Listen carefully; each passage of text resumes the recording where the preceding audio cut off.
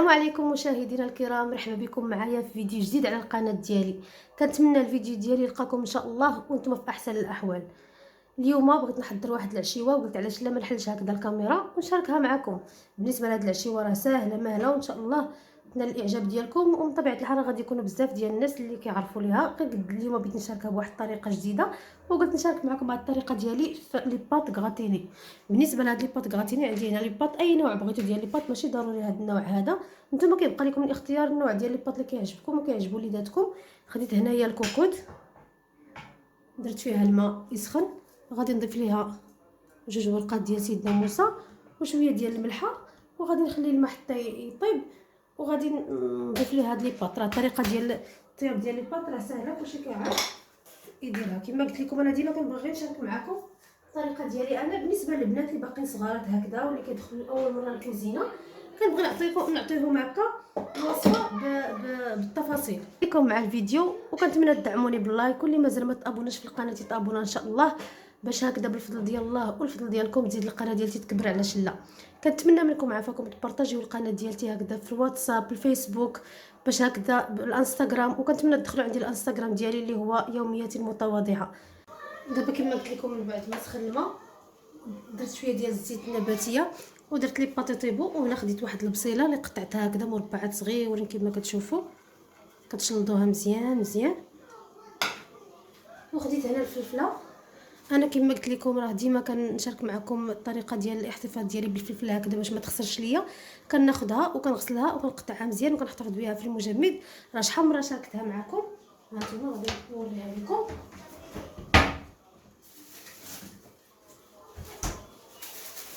هانتوما كناخذ الفلفله كنغسلها مزيان. عندي هنايا الحمراء والصفراء وشويه ديال الخضراء. كما كنعرفوا الفلفله ما كتكونش بزاف وهكذا، كنبغوا بعض المرات صدفه نديروا شي بيتزا اولا شي كيش اولا شي حاجه كنحتاج الفلفله، وملي كنجيبها كتخسر في الثلاجه لتحت. وليت كندير هذه الطريقه هذه صراحه وكتبقى معايا فلفله مده طويله، وقت ما احتاجيتها كنلقاها كتنفعني. كما قلت لكم خديت شويه ديال الفلفله من هنايا، شويه ديال الفلفله حمراء وخضراء وصفراء شويه، وقطعتها مربعات صغار بهذا الشكل هذا، وغادي نضيفهم هنايا في هذه المقيله، وغادي نضيف ليها الزيت هكا شويه ديال الزيت،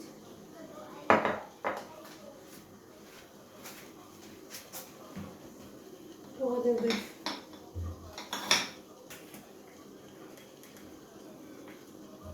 شويه ديال التحميره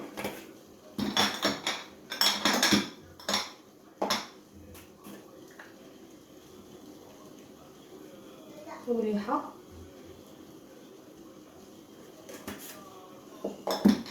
وشويه ديال البزار،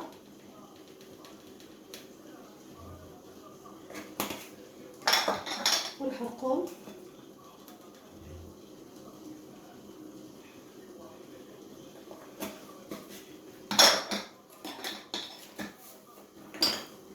وشويه ديال القزبر يابس. هانتوما قزبر يابس كيجي زوين، قزبر يابس مطحون من طبيعه الحال.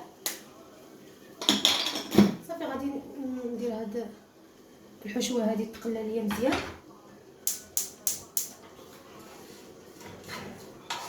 هانتوما نخلط هاد الحشوه هذه ولا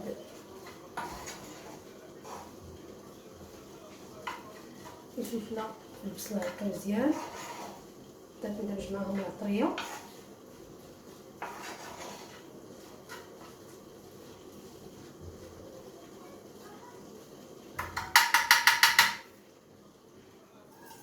صافي غادي نحط عليها الطيب وندوز نحضر لاصوص بيشاميل. دابا خديت هنا كاسرونه درت فيها معلقه ديال الزبده كبيره ومعلقه ديال الطحين ومليحه،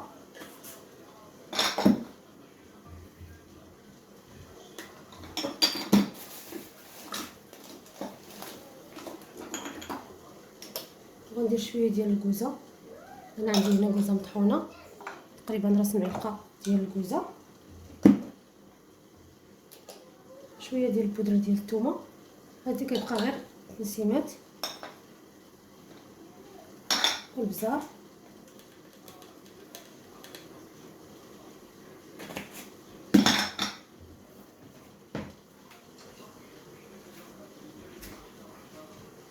غندير معلقه ديال الزيت،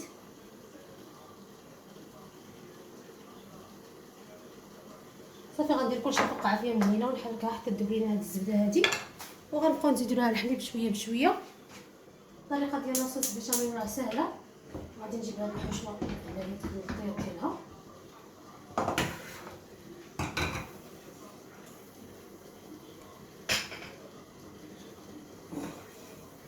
هانتوما بزاف ديال البنات كيقولوا لي شاركي معنا لاصوص بيشاميل، وقلت علاش لا ما نشاركش معكم الطريقه ديالتي في هذا الفيديو هذا. كما كنقول لكم راه الانستغرام ديالي اي حاجه طلبتوها مني واي حاجه سولتوني عليها خصوصا المبتدئات، راه ديما كنقولها في الفيديوهات ديالي، البنات اللي يلاه بادين الطياب اي حاجه كيسولوني عليها كنحرص نعاودها لهم، واخا شحال من مره حضرتها في القناه ديالي كنقول علاش لا ما نعاودش البنات الجداد اللي كاينين معايا واللي كيسولوني بالتفاصيل كنعطيكم الحاجه بالديتاي باش هكذا تجربوها بعينيكم مغمضين وتنجح معكم. شحال من الاصل نخلي الفيديو هكاك ما نقطعوش باش بالنسبه للبنات اللي ما عارفينش يطبقوا هاد الطريقه وان شاء الله غتنجح معكم. صافي غادي نبقى ها نتوما كنبقى نحرك هاد الزبده هادي حتى كتذوب مع الطحين هذا.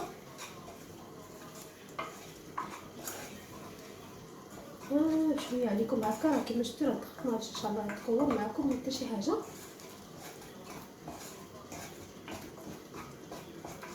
هانتوما كنبقى غادي هكا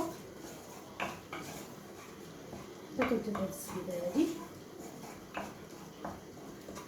اللي ما بغاش يدير الزيت ما كيديروش، انا هكا اضافات وصافي. راه ملي كتدخلي للكوزينه كتبقاي كل مره كتضيفي شي حاجه كتعطيك شي سمه زوينه كتعاودي تضيفي حاجه وهي غادي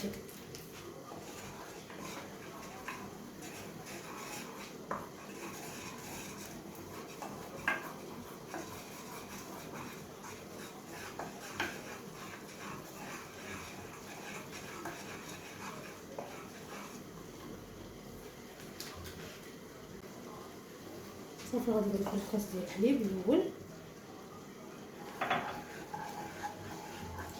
غنبقى مستمرين في التحريك بحال هكا.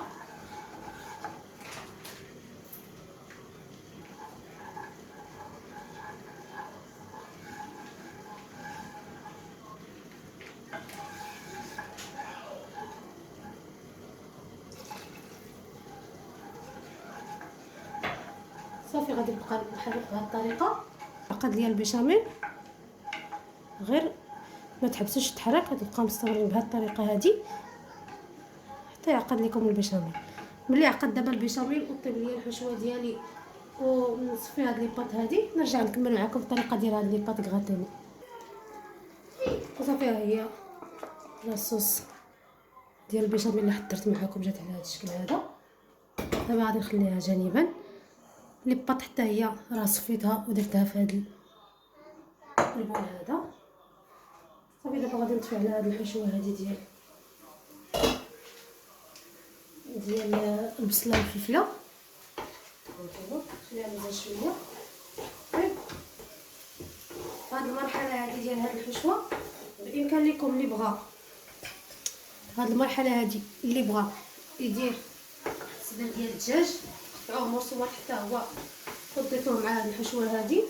اللي عنده الكفته حتى هو ممكن اللي يدير الكفته. كما كنقول لكم انا كنعطيكم الوصفه وانتما كتبقى لكم الاختيار. انا صراحه وليداتي كيعجبهم الطون داكشي علاش ما غاديش ندير الكفته وما غاديش ندير الدجاج.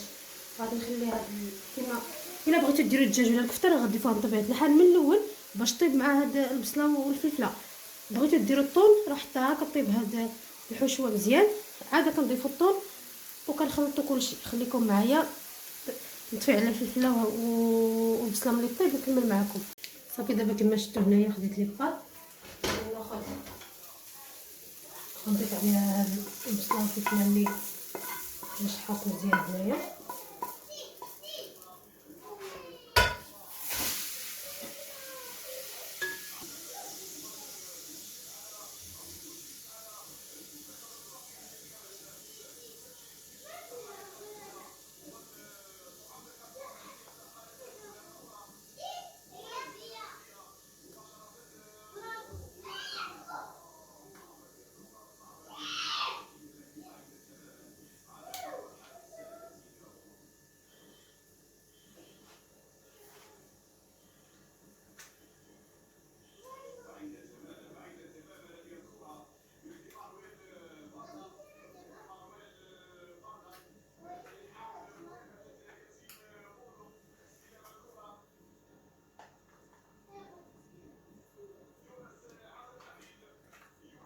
صراحه ريحه هاد التشرونه هادي كتجي زوينه.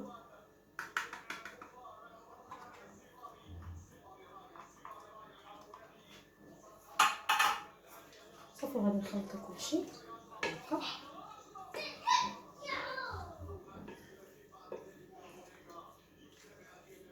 اسمحوا لي سمعتوا الصداع، اليوم كاين الماتش.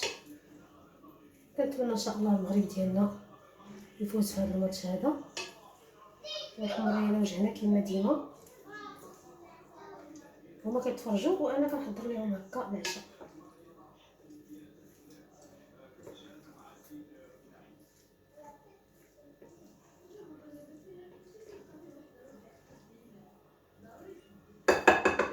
صافي بعد ما خلطتها مزيان كناخذ هنا المول اللي كيدخل الفران وكندير هاد لي بوط بحال هكا.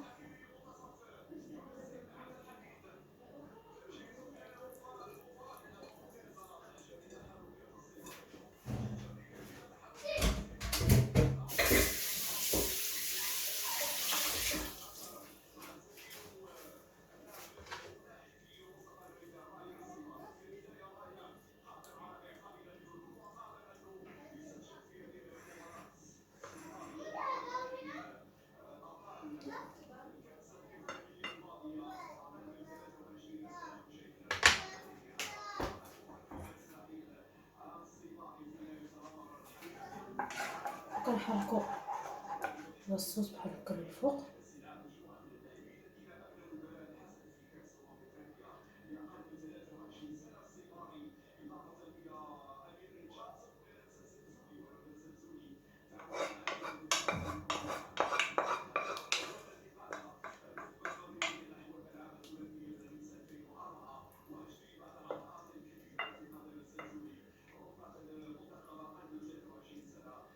وغنرش عليها الفرماج مزيان وندخلها الفران نتوما.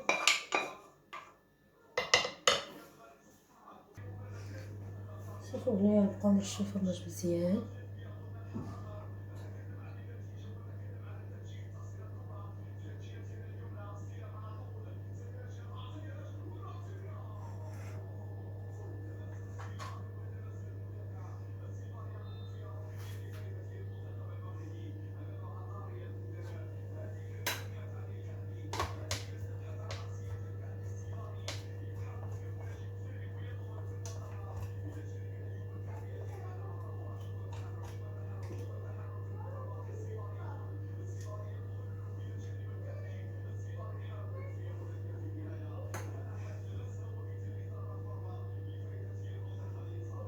وهذا الاناء شعلت الفران عفوا شعلت الفران كيسخن.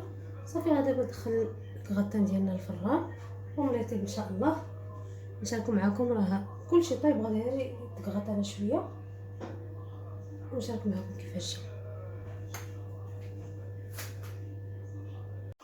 وهي لي باط بعد ما طابت جات على هذا الشكل هذا. صراحه نسيت ما صورتها لكم حتى بدينا كناكلو.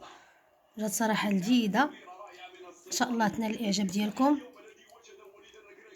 ها انتم كيفاش جات، كتجي فيها واحد التعليكه صراحه لذيذه بزاف. هانتوما كنتمنى تجربوها وتنال الاعجاب ديالكم. الى فيديو جاي ان شاء الله، الى اللقاء.